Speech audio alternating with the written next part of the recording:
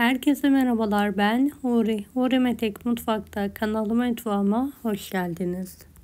33 bezeyi 6 seferde aşılan muhteşem bir baklava tarifi hazırlıyorum. 66 kattan oluşan bu baklavayı mutlaka deneyin. 50 gram yumuşak tereyağı, 1 çay bardağı sıvı yağ, 1 çay bardağı yoğurt, 1 çay bardağı ılık su, 2 yemek kaşığı sirke, 1 paket kabartma tozu, 1 adet tam yumurta,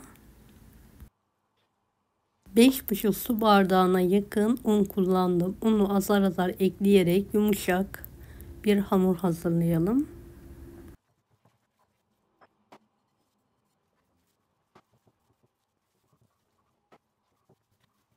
Evet, hamuru toparladım. Tezgah üzerinde yoğurmaya devam ediyorum. Ortadan ikiye keserek uzaltalım. Toplamda 33 bezeye kesiyorum.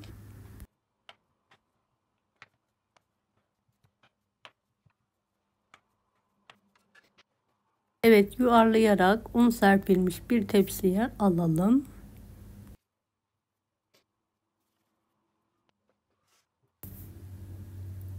Bezeledikten sonra en az 1 saat bezelerimizi dinlenmeye bırakalım.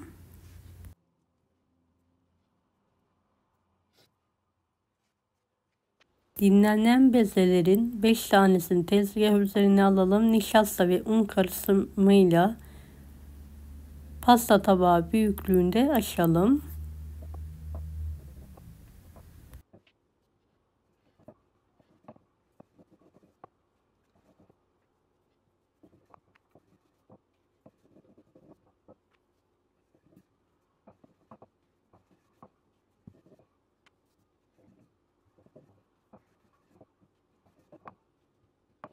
Aralarına bolca nişasta serperek üst üste alalım.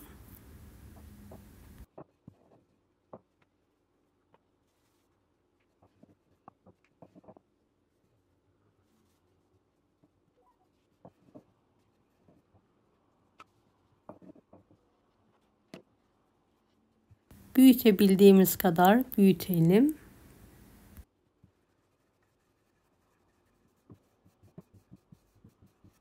Beni hangi ülkeden veya şehirden izliyorsunuz merak ediyorum. Yoruma yazarsanız sevinirim.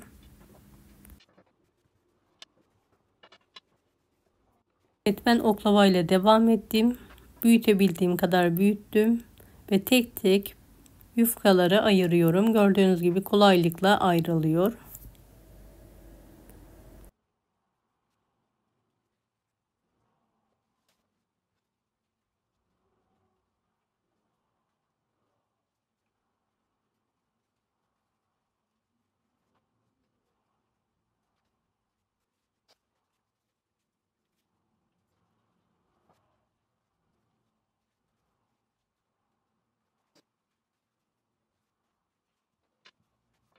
Tepsi büyüklüğünde keserek büyük parçayı tepsinin altına döşüyorum. Kenar parçalarını da orta kısmına alarak döşemeye devam ediyorum. Evet, dilerseniz 5 beze, dilerseniz 6-7 beze olarak da aşabilirsiniz.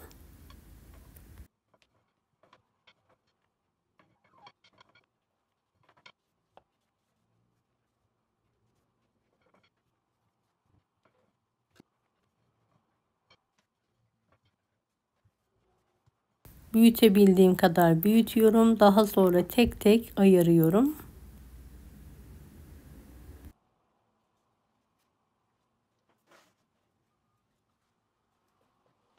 Bu yöntemle baklava yapmak gerçekten çok kısa sürüyor ve kolay oluyor.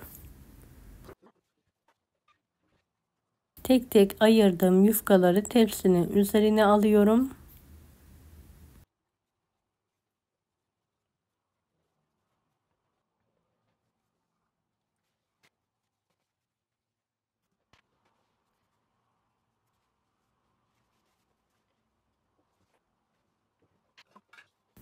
Bıçak yardımıyla kesiyorum.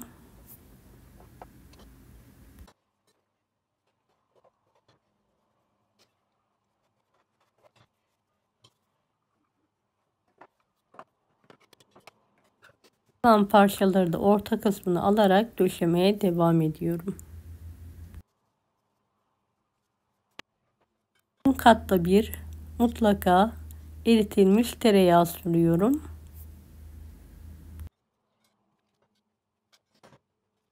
Evet, bolca ceviz serpiyorum.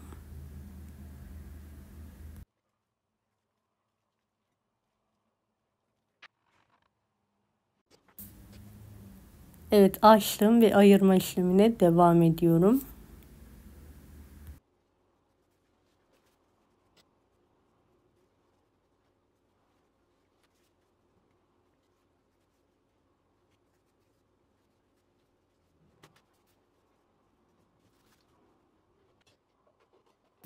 Evet, keserek tepsiye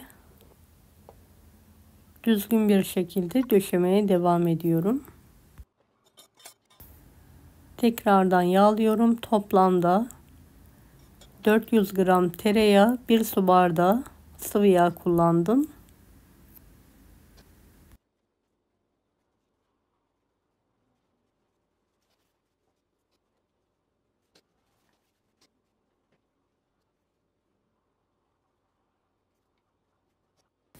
Ayırdığım yufkaları tepsinin üzerine alıyorum. Tepsi ebatında keserek tepsiye oturtturuyorum.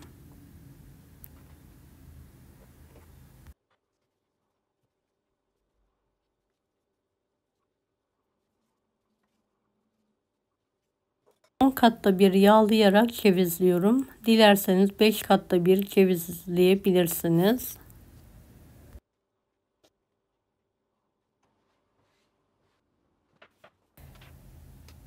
Evet, 6-7 bezeyi birden açtım ve ayırmaya devam ediyorum.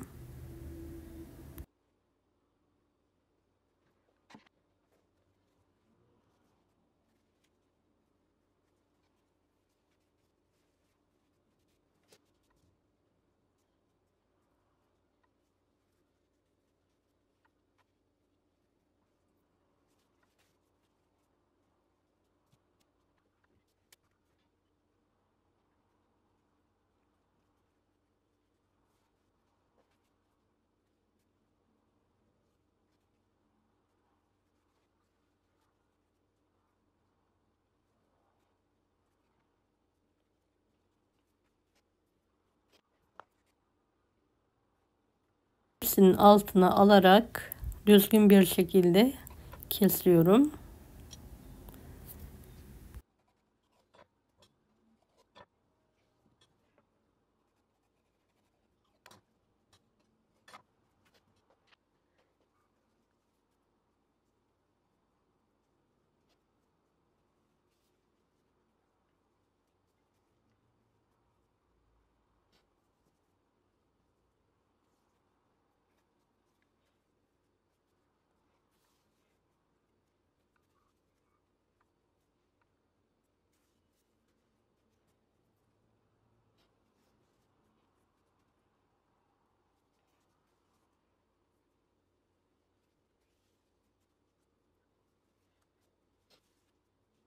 Altındaki parçayı da kenara ayırıyorum. Üzeri için muntazam bir yufkaya ihtiyacım var.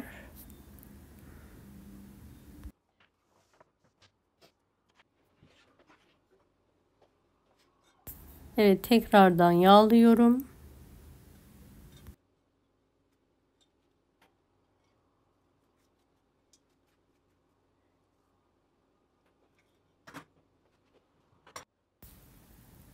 Ayırdığımız parçayı üzerine dikkatli bir şekilde serelim. Büyük baklava dilimleri olacak şekilde keskin bir bıçak yardımıyla dibine kadar kesiyorum. Dilediğiniz şekilde kesebilirsiniz.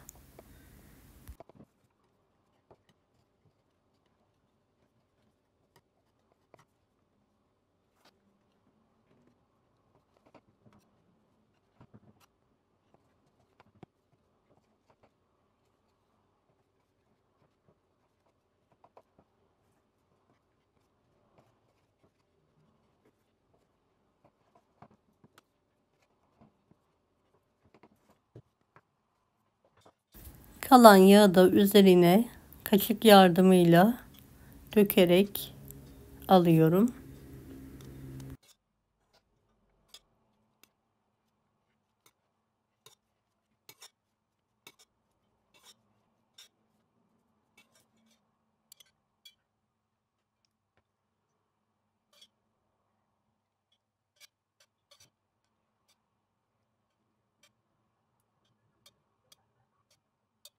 Döktükten sonra vaktiniz varsa 1 saat dinlendirin. Yağı iyice çeksin.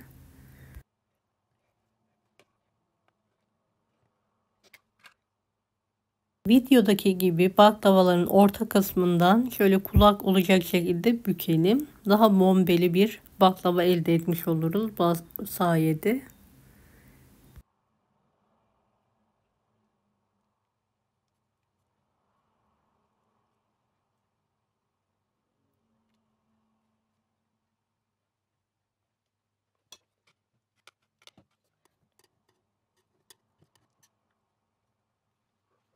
Kalan yağı da üzerine gezdiriyorum.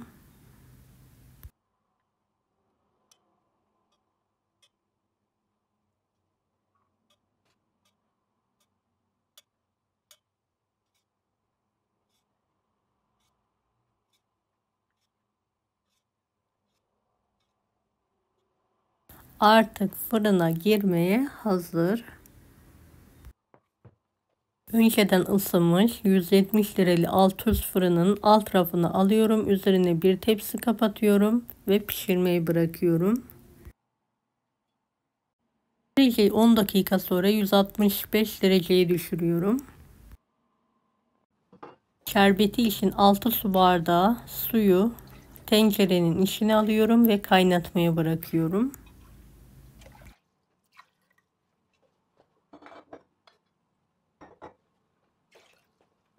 Kaynayan sıcak suya 5,5 su bardağı toz şeker ekleyelim. Şeker eriyene kadar mutlaka karıştıralım.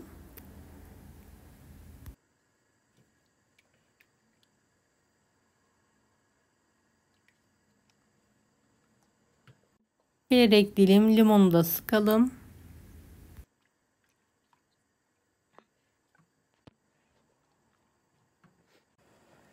Kaynamaya başlayınca dakika tutalım. 30-35 dakika kıvamlı bir şerbet hazırlayalım. Şerbetimizin parlak olması için bir parça tereyağı atalım.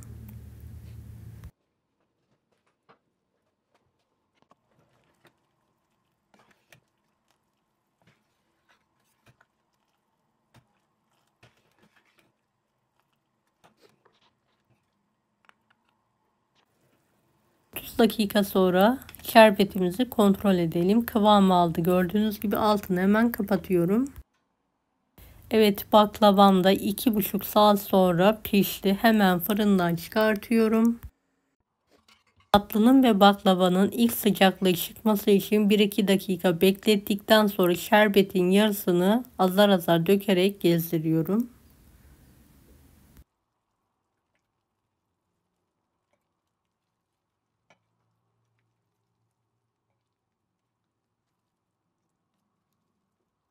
Kalan yarısını da 5 dakika sonra gezdirerek şerbetin hepsini verelim.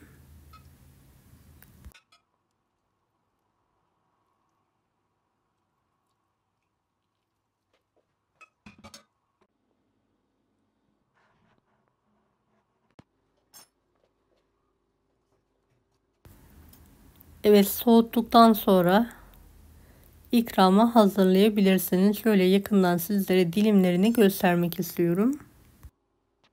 66 kat cevizli baklavamız hazır. Deneyecek olan herkese şimdiden kolaylıklar dilerim. Kanalıma ücretsiz abone olmayı unutmayın. Bir dahaki videolarda görüşmek üzere. Allah'a emanet olun. Hoşça kalın.